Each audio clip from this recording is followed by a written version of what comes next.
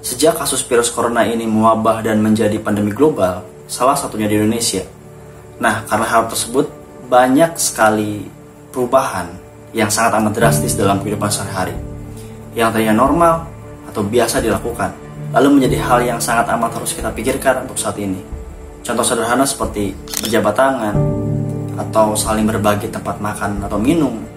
Mungkin dulu hal tersebut adalah hal yang sangat amat biasa. Tapi sekarang,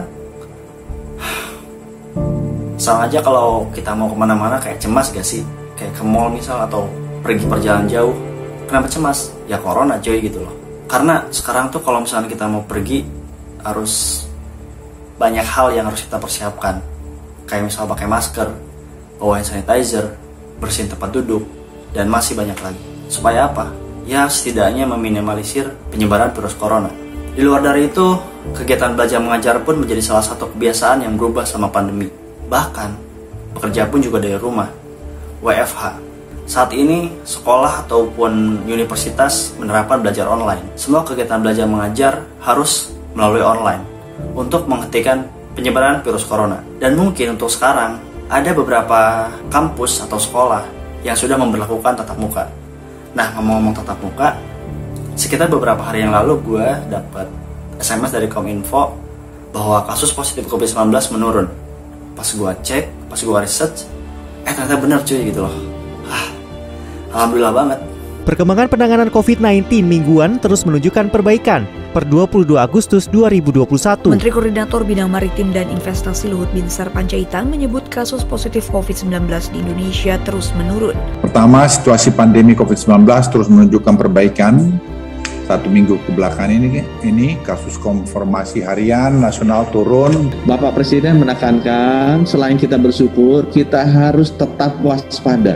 Karena memang virus ini sulit diduga. Jadi Bapak Presiden menekankan kita bersyukur bahwa kerja keras kita sudah berhasil menurunkan angka konfirmasi, tekanan di rumah sakit, tapi jangan lupa kita harus terus waspada.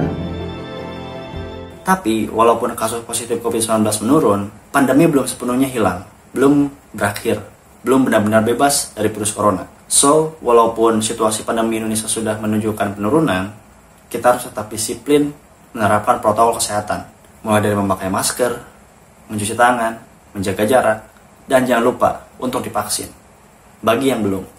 Oke, kembali ke topik. Yes, karena virus corona ini telah membuat kita berubah banyak hal dalam cara menjalani hidup. Banyak mahasiswa atau mahasiswi, para siswa atau siswi yang sebelumnya belajar atau mencari ilmu di sekolah ataupun universitas, tapi sekarang cuman menatap layar laptop gitu loh, atau handphone, mana seharian di rumah melalui aplikasi video conference seperti Zoom atau Google Meet. Nah, banyaknya jadwal atau waktu yang dihabiskan untuk video conference ini ternyata membuat banyak orang mengalami kelelahan atau capek, bahkan stres, termasuk diri gue sendiri. Dan ternyata kondisi seperti ini bisa kita kenal sebagai Zoom fatigue. Zoom fatigue adalah suatu kondisi di mana seseorang mengalami kelelahan, capek atau jenuh yang disebabkan oleh video conference secara rutin atau secara berlebihan. Istilah Zoom fatigue ini mulai dikenal sejak pandemi COVID-19 datang. Lalu gejala-gejala yang muncul pada bagian mata seperti terasa pegal, perih, kering, pandangan terasa kabur, iritasi, bahkan sampai mual atau pusing. Sebuah penelitian pada 500-an responden yang menjalani WFH selama 2 minggu di Inggris menemukan 58% responden mengalami nyeri leher, 56% nyeri bahu, dan 55% nyeri punggung. Sebagian mengeluhkan penurunan kualitas tidur dan pola makan yang tidak sehat. Itu artinya, yang WFH aja mengalami hal tersebut, bagaimana dengan kita di Indonesia gitu loh. Bagaimana dengan kita seorang pelajar dan mahasiswa. Gue seorang mahasiswa yang membuat video di internet. Udah setahun lebih gue kuliah dan sekarang semester 3. Yang mana gara-gara pandemi ini semuanya jadi online. Nah, semenjak gue kuliah online 1 tahun belakang ini, tepatnya semester 1 dan 2 itu kacau banget sih.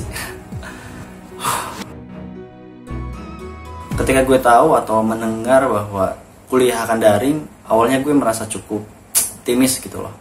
Optimis dalam artian kayaknya kuliah daring bakalan lebih praktis, Karena gue pikir melalui video conference seperti Zoom atau Google Meet ya udah cukup gitu loh. Kayak dikira beban tugas dikit, lebih enak, lebih nyantai. Ternyata bullshit gitu loh. Tugas makin banyak, deadline mepet banget, dan perasaan optimis gue itu tuh cuma bertahan beberapa bulan aja gitu loh. Kesini ya kayak ternyata kuliah daring gak enak juga gitu loh. Kayak capeknya tuh bukan cuma capek fisik, tapi capek mental juga gitu loh. Dulu tuh gue nge-Zoom bisa dari jam 9 pagi sampai jam 9 malam. Ngapain aja? Ya kuliah. Kayak pagi sampai sore kuliah, terus malamnya gue ikut program kelas Mandarin. Belum lagi yang ngerjain tugas-tugas kuliah yang lain gitu loh. Jadi gue harus bertahan di depan laptop selama berjam-jam. Dan setiap selesai nge-Zoom tuh beban dan pikiran gue malah makin lebih capek gitu loh. Mungkin kalau tatap muka gak akan secapek itu, mungkin.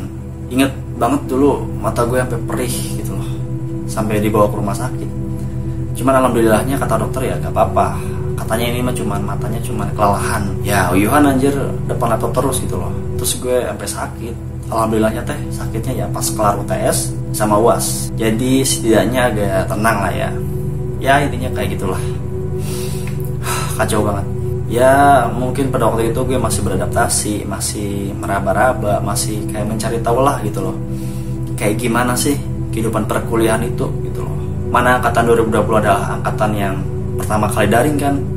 Jadi ya seperti itulah. Singkat cerita semester 1 dan 2 udah selesai tuh. Udah gue lewatin. Akhirnya libur semester. Dan libur semester ini cukup lama ya, sekitar 3 bulan kalau di kampus gue, gak tau kalau di kampus lain. Nah dari situ gue mulai memperbaiki, mulai mengevaluasi kayak kesalahan-kesalahan apa aja nih yang udah gue lakuin sebelumnya yang ngerugiin diri gue. Ya suka gak suka kuliah atau sekolah daring ya harus tetap kita lakukan. Mengingat bahwa pandemi belum berakhir dan gak tahu sampai kapan pandemi berakhir. Makanya gue yakin masih banyak di luar sana orang-orang yang lebih parah dari gue. Kayak misal dia rapat organisasi sampai tengah malam atau lebih. Dan mungkin itu gak cuma sehari atau 2 hari, mungkin berhari-hari. Kadang mungkin ya sampai lupa makan, jarang minum air putih, dan bahkan jarang olahraga yang akhirnya dapat merugikan diri sendiri. Ya semua hal ini jadi reminder juga buat gue supaya ikut kegiatan apapun itu sesuai porsi kemampuan atau sesuai limit gue. Sering banget gue lihat orang-orang atau baca-baca di salah satu akun Twitter manifest gitu yang kadang lewat di timeline, kayak orang-orang tuh terlalu memaksakan diri yang akhirnya malah jadi manifestasi penyakit gitu loh. Kan kayak gitu gak bijak gitu loh. Kita manusia bukan robot, kita perlu istirahat. So mulai dari sekarang yuk ambil waktu istirahat kita. Kayak lo lagi capek banget nih gitu loh, nge-Zoom seharian, ya setidaknya kasih jeda atau kasih istirahat lah gitu loh, bentaran doang, sehingga energi itu tuh kumpul lagi. Selain itu, lakukan aktivitas fisik seperti peregangan tangan, jalan ke ruangan lain, atau minum air putih di antara jeda atau istirahat tadi gitu loh. Jangan terlalu memaksakan diri. Kalau misalkan lo besoknya sakit, lo tipes gimana? Siapa yang mau tanggung jawab coba? Universitas? Gak akan. Ya intinya jangan lupa istirahat, jaga pola makan, jaga pola tidur, dan jangan lupa olahraga, dan jangan lupa untuk minum air putih. Kalau udah sakit mah ngeganggu banget ke daily life gitu loh. Ntar yang ada kesal sendiri, nyesal sendiri. Ya pokoknya gak enak lah gitu loh. So, terima kasih sudah menonton. Ya walaupun cerita gue gak penting-penting amat lah ya. Cuman ya semoga kalian suka dan semoga menarik. Ambil positifnya, buang negatifnya gitu loh. Dan my name is Alfi Saka. Thanks so much for watching and see ya.